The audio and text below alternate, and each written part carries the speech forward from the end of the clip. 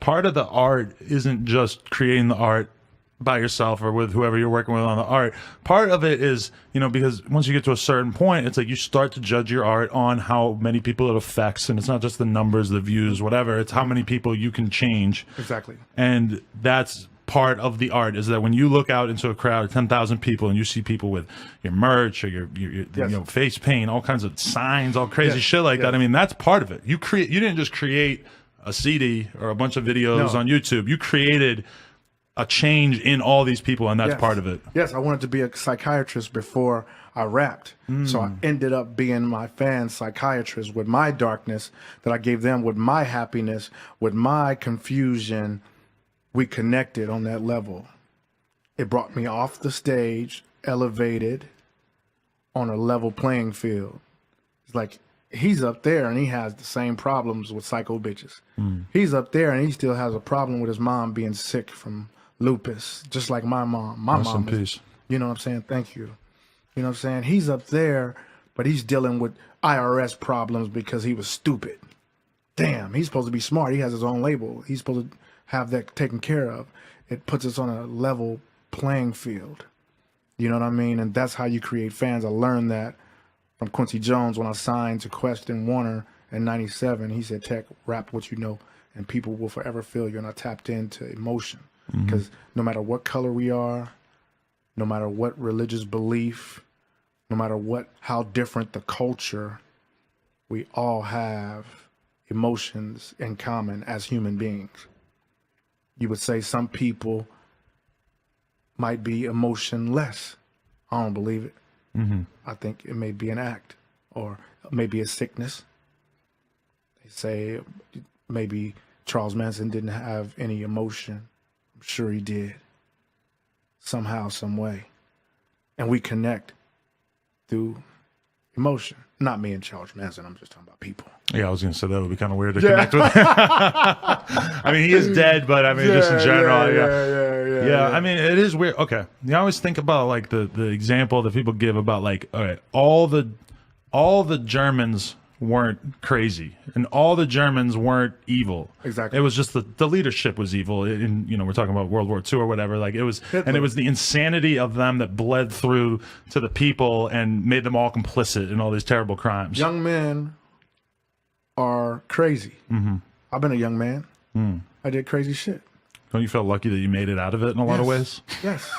I still wear the colors, but young men are crazy. Young men, Boko Haram, young men, crazy ideas. You know what I'm sizzling? Warriors. Sometimes for stupid shit. You know? And that's what it is when you become an adult. You start to reflect on that dumb shit and be thankful that the dumb shit didn't take you under. You know what I'm saying? Al-Qaeda, young men, you know what I'm saying? Or stupid old men controlling young men to do suicide bombings and shit.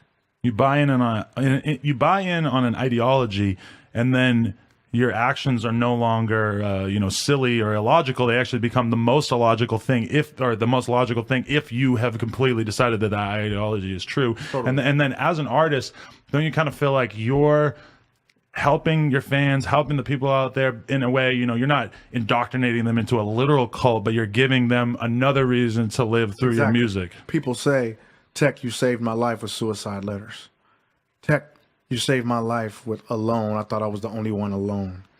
And you're up on a pedestal and you said you were alone on the road, and after the fans go that you're alone and this, that, and the other. Yeah. You know what I mean? Saving lives is why we still do it. Is why I still flip rhymes to see if they can say them with me. You know what I'm saying? It's like a game. You know, like look what I got now. You know what I'm sizzling? I'm still styling on motherfuckers. You know, it's beautiful. But when I give them my heart, they appreciate it because people are hurting because they broke. Not all of them.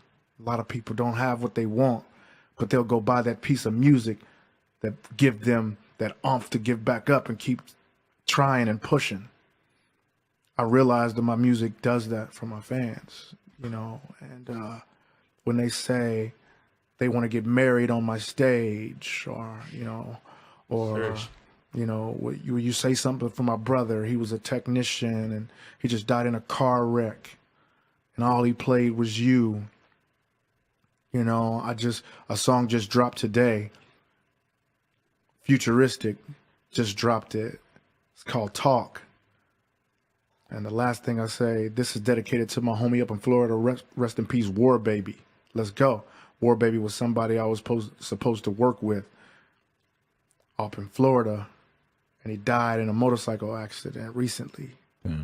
And the day I found out, I was writing Talk, and I put it at the end of my rhyme, you know what I'm saying, so we can live on. And on the video, I showed a picture of him on my phone that I had, you know what I'm sizzling, that they family hit me when the song came out. They family hit me like, thank you so much for mentioning Ryan like that, you know what I'm sizzling. Thank you so much. He loved your music. He loved you. I'm like, I know, he was dope.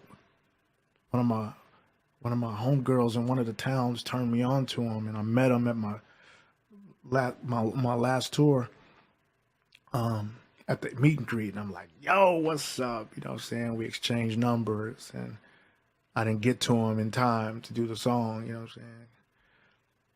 They thank me. He's gonna live on. He's gonna be immortalized through that. Mm. You know what I'm saying? And it's easy to forget how much that could mean to somebody, you know? Yeah, or when I go, and this is really hard too, when I go because somebody says, my son is in hospice, he has cancer, and his last wish is to meet you. We're in Kansas City, go to the hospice center, just laying there, little young boy, dying, play him a new song that I just recorded called Dying Flying. Maybe I should have chose that song. You know what I'm saying? After I was playing, I'm like, damn, I'm Dying Flying. Shit. But that motherfucker who was like this in the bed, after I got through, he said, Tech, that was dope. Wow. That must have felt crazy. Yeah. His parents were crying and shit, man. You know, he hasn't moved. That lifted him up. Mm-hmm. It was dope too. Dying Flying was dope. It was so orchestral and everything. And I just recorded it, you know what I'm saying? And my people was like, why would you pick Dying Flying? You know what I'm saying? I'm like, dude, I just recorded it. I wasn't thinking.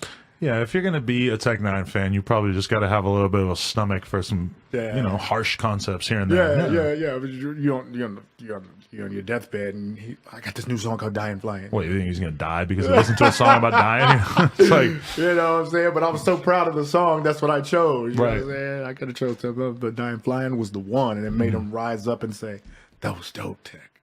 that's crazy. Beautiful. Yeah. And help people through music, man. You know what I'm saying? Strange music, man. You know, the snake is from the rod of Asclepius. You know what I'm saying?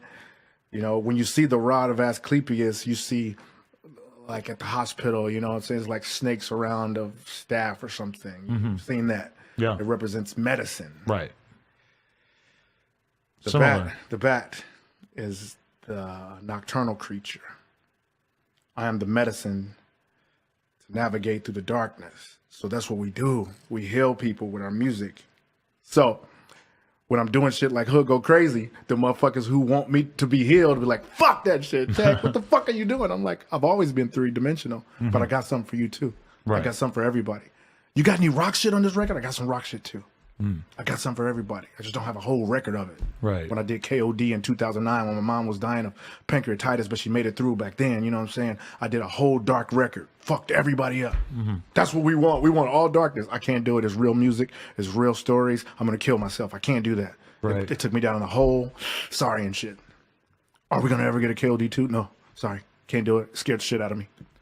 It's real music. Right.